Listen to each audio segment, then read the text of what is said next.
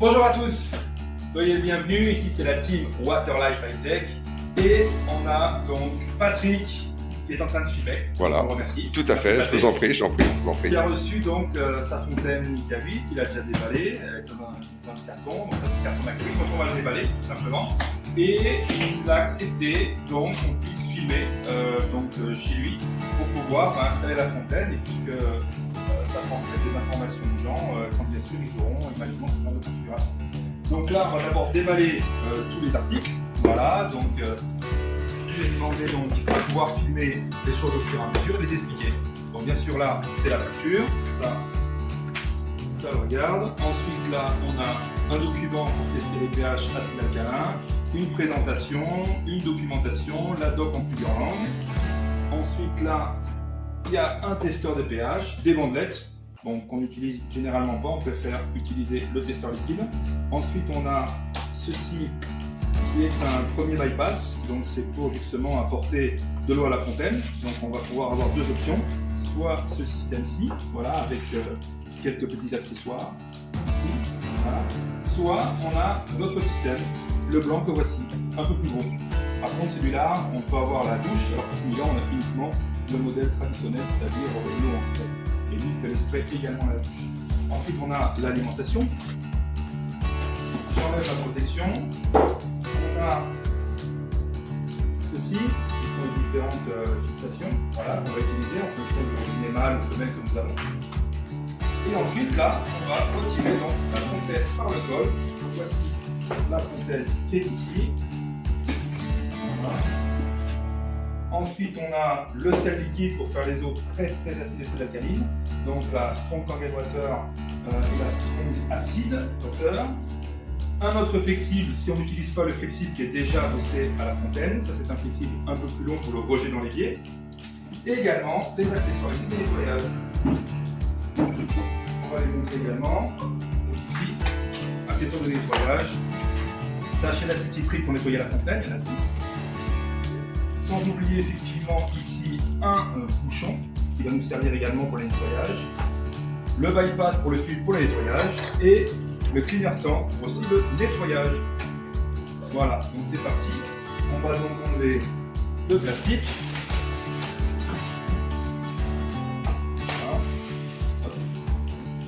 Voilà. Ensuite là, on a le premier flexible où on enlève la protection. Donc ça c'est là où on récupérera donc les différentes eaux.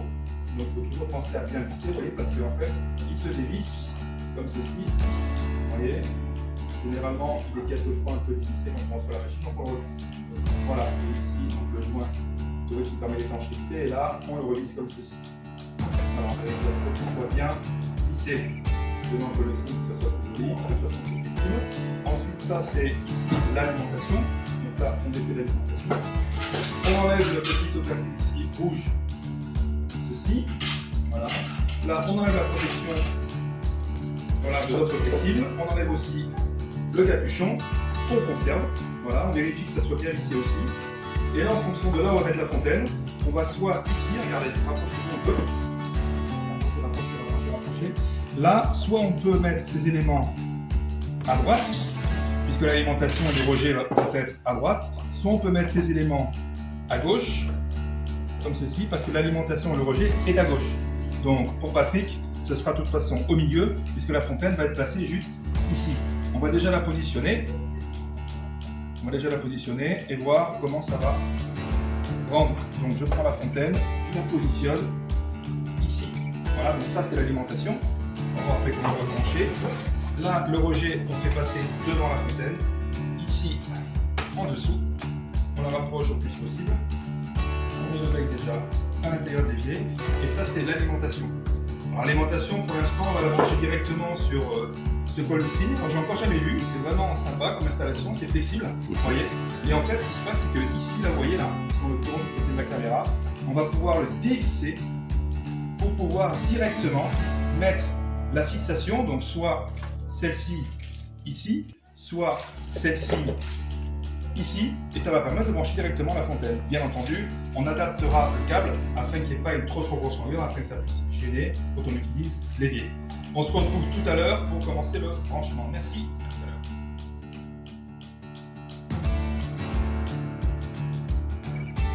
Nous voilà revenus pour l'installation, donc épisode 2 avec Patrick. Donc là, il a préféré donc mettre donc, sa fontaine sur le coin ici, tout simplement parce que ça permet d'avoir la prise juste à côté, et notamment ici, comme elle a un support, elle permettra de ne pas balancer. Donc je pense que c'est une sécurité, c'est une bonne installation plutôt que de la mettre en face, où là elle pourrait tomber et on pourrait voir l'arrière de la fontaine qui n'est pas spécialement très difficile. Voilà. Donc là on continue, on a vu son robinet qu'on pouvait dévisser ici, donc hop, le mousseur. Une fois qu'on l'a dévissé, il a préféré donc brancher ce bypass qui est beaucoup plus esthétique, d'accord. Donc là, comme ça correspond forcément parfaitement, il suffit de visser, de bien voir ici qu'il y a toujours le joint, de visser, de tirer bien fort. Voilà, donc on le laissera tout à l'heure avec une pince. Et en même temps, ici, on dévisse. Alors généralement, ce qu'on va faire, c'est que soit on commence à mettre ceci à l'intérieur, voilà, pour pouvoir le visser par-dessus. Alors soit on le fixe directement avec le doigt, soit ce qu'on peut faire, c'est qu'on dévisse d'abord ça, et on commence en fait, on fait l'inverse, c'est-à-dire qu'on va d'abord le visser là-dessus, et une fois que ça sera vissé là-dessus, c'est là où on l'enclenche, c'est beaucoup plus facile. Parce que là, on va utiliser en fait la force du poignet en le tournant, afin que ça soit beaucoup plus, voilà, afin que ça soit vissé jusqu'au bout. Donc là, vous voyez ce que je fais, je commence à visser, voilà, et ensuite, je le tiens, et là, je pivote en fait ceci pour aller plus loin possible, en tenant. Alors je vais chercher juste une pince, je vais dévisser. C'est bon, on reprend, donc écoutez là ici, on prend la pince, et en fait on va pivoter ici le bypass, voilà, et ça sera beaucoup plus simple effectivement de pouvoir le visser jusqu'au bout, parce qu'avec la main, ça serait un peu plus compliqué. Donc là on le visse jusqu'au bout. Voilà. Hop, une fois qu'il est vissé jusqu'au bout, là on voit qu'il est mis totalement, on va pouvoir le visser au robinet. On encore sur le pas-vis. Voilà. Ici, on ouvre un petit peu et on va pouvoir le visser jusqu'au bout afin que le joint puisse faire étanchéité avec le robinet. Voilà. Là on est bon. Et si je teste le robinet, on devrait être OK. Voilà, là on a le robinet. On va brancher après le courant et on mettra, donc on bypassera pour alimenter la fontaine. On se retrouve juste tout à l'heure pour brancher la fontaine avec la prise.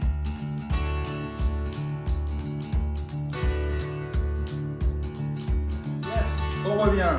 Donc, effectivement, dans cet épisode 3, donc, on l'a branché tout à l'heure sur le robinet, mais on a vu que ça fuit un petit peu, parce qu'en fait, c'est donné avec ce joint-là, vous voyez.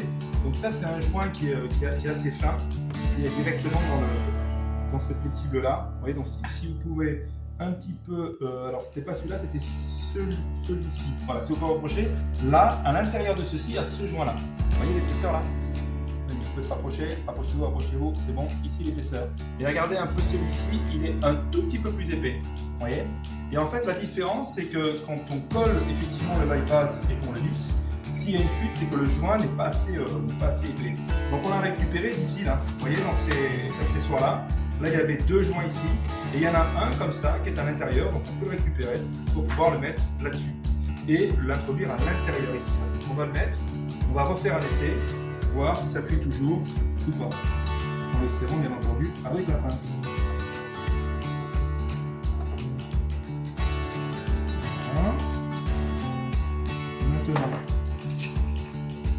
je resserre. Allez, un petit tour.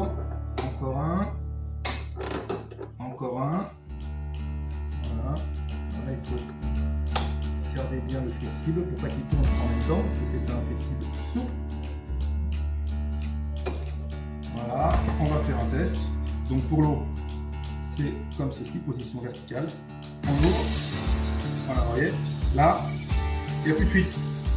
Donc on est bon. Maintenant, on va prendre la rallonge ici et on va passer donc à la partie électrique. Donc on l'ouvre simplement. Ensuite, ici, Donc on enlève ceci et on va le conserver si la rallonge est trop longue.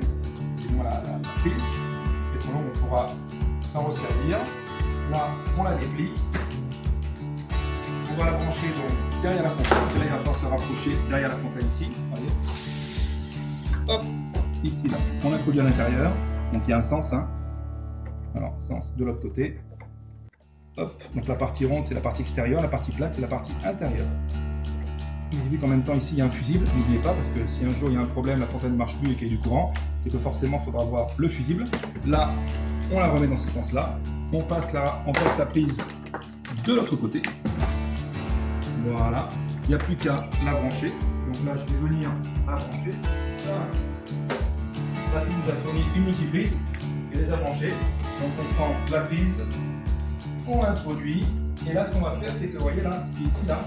Ça c'est pas très beau ça au niveau de l'alimentation, donc on va remettre ici là, hop, le câble derrière, on rattache en faisant un beau collier, on le met derrière, on pousse la fontaine, voilà, comme ça on voit uniquement le bout de câble sortir, voilà, et ça reste quand même assez esthétique. On l'allume, et là la fontaine va s'allumer.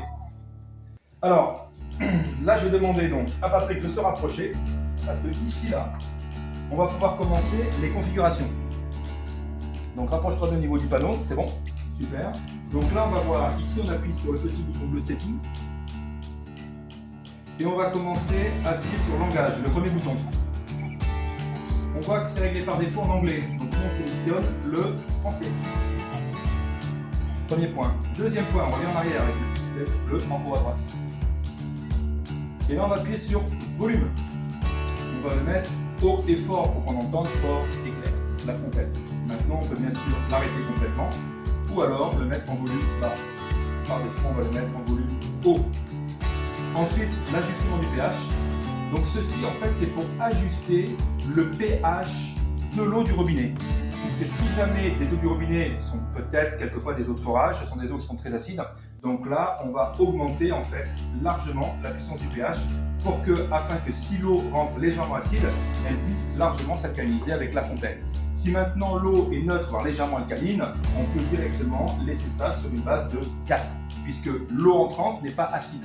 Si on aurait une eau acide, automatiquement, on augmenterait donc ici pour régler le pH. Que le pH doit être plus haut, et automatiquement l'eau du pH de l'eau du robinet ne rentre pas neutre, elle rentre acide. Donc on compense, la machine sait compenser. Si maintenant l'eau est déjà neutre, automatiquement on en revient tout simplement à 4. Si maintenant l'eau serait très alcaline sortie d'eau du robinet, dans ces cas-là, on le baisserait jusqu'à 1. Donc ce réglage-là est en fonction du taux pH de l'eau du robinet qui rentre dans la fontaine. On le remet donc au milieu et on revient. Ici, après, on a e-nettoyage. Alors, e-nettoyage, c'est quelque chose qu'on verra après dans une seconde vidéo, puisque e-nettoyage est un processus qui permet de faire un deep cleaning à la fontaine.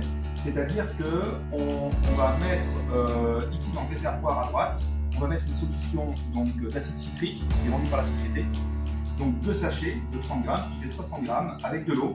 Et la fontaine va faire un cycle et va apporter cet acide citrique dans les plaques, dans la chambre d'électrolyse, la fameuse chambre d'électrolyse avec 8 électrodes plates de titane massif plongées dans le platine de qualité médicale. Et en fait, ça va enlever tous les résidus, en fait, des ions minérales qui se sont collés et qui fait donc le fameux tarte et qui endommage donc les plaques d'électrolyse. Donc le nettoyage, ce sera le par après. Ensuite, il y a la luminosité qu'on peut augmenter jusqu'à faire sombre plus normal. Voilà, comme ça on voit parfaitement bien. La mise en veille au bout d'une minute. Alors moi je considère toujours de laisser cette mise en veille toutes les minutes, au bout d'une minute, parce que comme ça, dès qu'on s'en sert plus, elle se met en veille de 30 pas de courant. Parce qu'à chaque fois, de toute façon, qu'on ouvre le robinet, elle va instantanément se rallumer. Il n'y a pas besoin, il n'y a pas de bouton on-off en fait. Soit on déconnecte la prise, soit pas. Si maintenant vous utilisez la fontaine au bout d'une minute, elle se coupe, elle s'éteint. Dès que vous allez rouvrir le robinet, elle va détecter la pression d'eau, ça va sortir pour la prise du haut et le du bas, elle va se rallumer automatiquement. Donc plus vite elle se coupe, mieux c'est, surtout si vous ne transférez pas. Ensuite, il y a le contrôle du filtre. Donc là, on voit bien que le contrôle du filtre de démarrage de 0.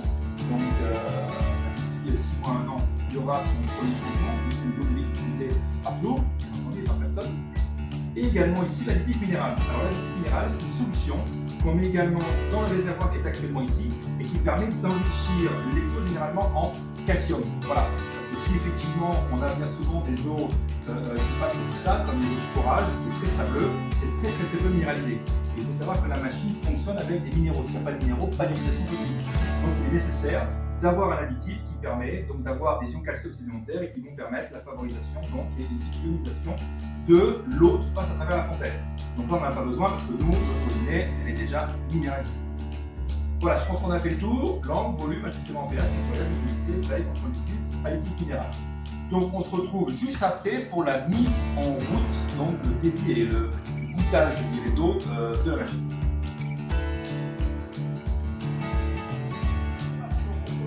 Pour la mise en fonction de la fontaine. Donc là, on a vu qu'elle est éteinte, parce qu'elle a été en veille, on n'a pas pour l'instant utilisé. Là, on va tester deux choses. On va tester l'eau du robinet, voilà, avec ce petit pH, éthanol. Et en même temps, on va tester donc l'eau qui va sortir par les combustibles de la fontaine. Alors, comme c'est une eau qui va être alcaline, puisqu'on va l'essayer à un pH de 9.5, ça devrait indiquer une couleur bleu foncé voire violette.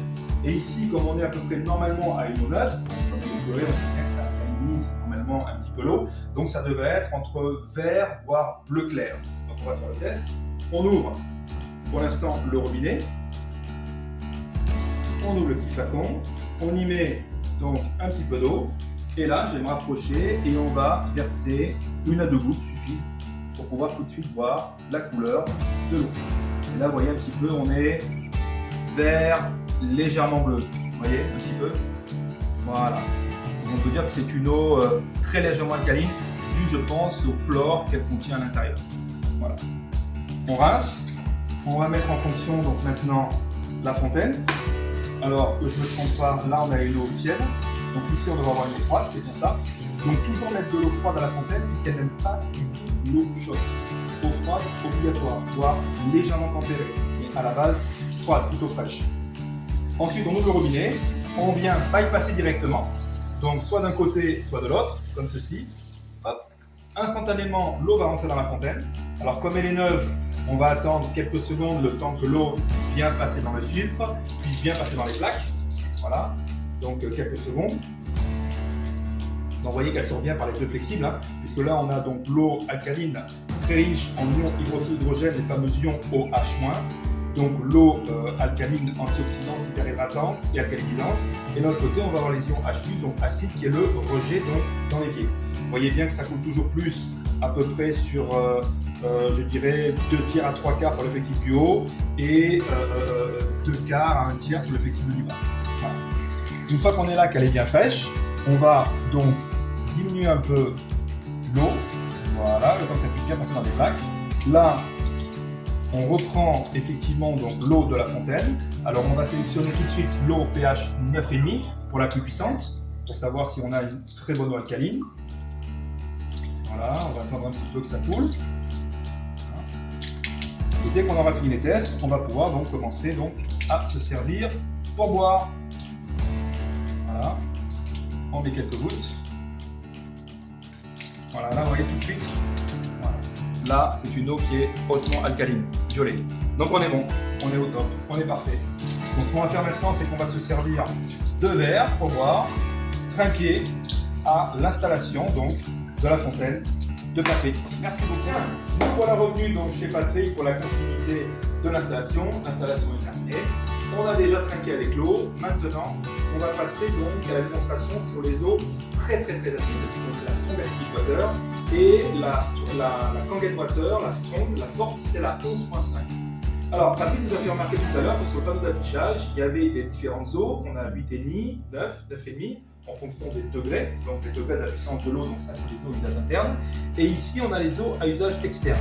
On a vu, donc tout à l'heure, j'ai expliqué pour l'eau de beauté, voilà, qui se met sur le visage, sur les cheveux. C'est une eau micellaire, astringente, ça resserre les pores de la peau. Et vous avez, sur les 100 utilisations de Water Life Tech, un dossier complet sur l'utilisation de l'eau pH 6. Et ici, en fait, il y a un petit bouton rouge, eau acide puissante.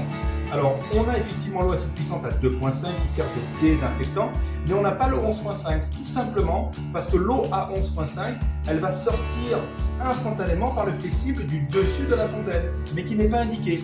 c'est le seul bouton qui est ici, à 2.5, où l'eau ne sort pas par le haut, mais l'eau sort par le bas. C'est-à-dire que quand on choisit l'eau à 8,5, 9, 9,5, 7 ou 6, ça sort toujours par le flexible du haut et le rejet par le bas. Mais concernant cette eau-là, c'est le seul bouton où ça sort ici en acidité à 2.5. Par contre, si on fait le rapport 2.5, puisque vous savez que l'échelle du pH, ça va de 1 à 14, enfin 0 à 14, si vous avez 2.5 qui sort par le flexible du bas, vous aurez automatiquement 11.5 qui va sortir par le flexible du haut. Puisque 11.5 plus 2.5, ça fait bien 14. Voilà. Donc si on appuie ici, on vérifie bien qu'on va ôter ici avec les deux doigts, on enlève, et ici on a le réservoir. Ce réservoir, donc, qui s'appelle électrolyse et lanceur. Donc c'est un réservoir qui va permettre de faire les eaux à 2.5, donc très acide ou très alcaline, puisque la machine a besoin d'une solution saline supplémentaire pour pouvoir faire les eaux à très fort pH. Donc ce qu'on fait, c'est que la société nous fait donc l'honneur d'avoir ce flacon, donc c'est de l'eau avec du sel. Donc là, bon, généralement, on fait toujours soit un petit coup de dent, soit avec quelques ongles. Donc moi, je serai avec les dents pour aller plus vite. Donc c'est de l'eau salée, hein, tout simplement, on peut la goûter. C'est vraiment de l'eau avec du sel. On va ouvrir le réservoir ici. Donc là, vous avez le doigt ici, là, votre index, et vous allez pousser ici, vers l'extérieur, pour l'ouvrir. Hop. Une fois qu'il est ouvert, vous allez verser la solution saline à l'intérieur. Alors vous pouvez mettre tout ou partiellement. Généralement, un bidon fait à peu près un réservoir. Une fois qu'on a tout mis, on referme donc avec le même accessoire. Donc ici, là, vous voyez, la petite flèche, là, ça va au milieu. On appuie et là, on pivote ici. Et on pivote en fait ici jusque tout à l'heure. Voilà, ici, il faut que le rond, la trouée, soit sur la partie haute ici et la flèche vers la gauche. Voilà. Une fois que c'est fait, on l'introduit directement à l'intérieur de la fontaine. Je rappelle que cette solution d'eau et de sel, uniquement pour l'utilisation de l'eau à 2.5. Hein. C'est l'eau à 2.5 qui va utiliser cette solution. Toutes les autres eaux n'utilisent pas cette solution. Donc c'est uniquement l'eau à 2.5 qui va utiliser cette solution.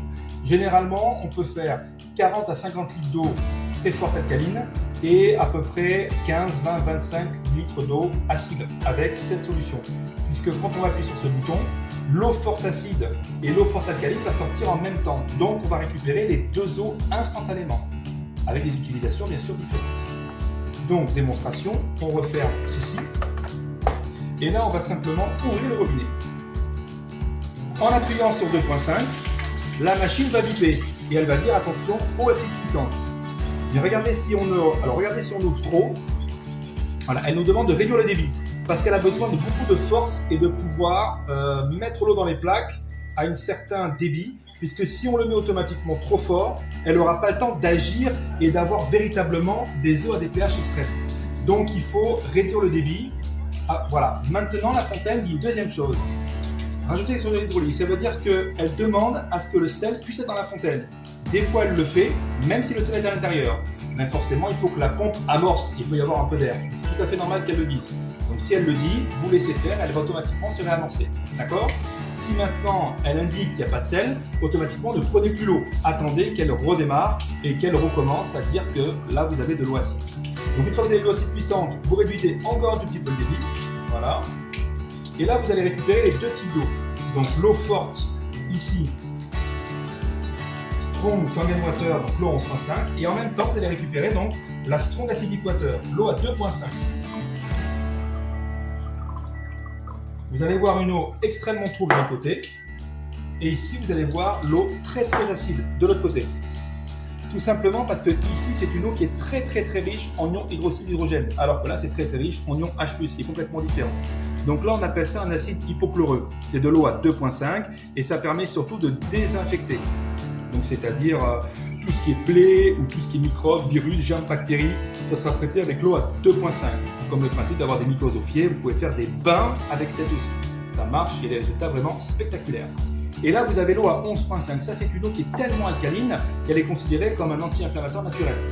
Donc si vous avez des bobos ou des bosses ou des hématomes ou des pieds, des membres gonflés, ça c'est une eau qui est véritablement faite pour ça. Également pour le détartrage des dents et beaucoup d'autres utilisations que vous trouverez donc sur le document donc des sensibilisations de l'eau d'hydrogène par l'association Water Life Haïti. Merci beaucoup, à très bientôt et au plaisir de se revoir.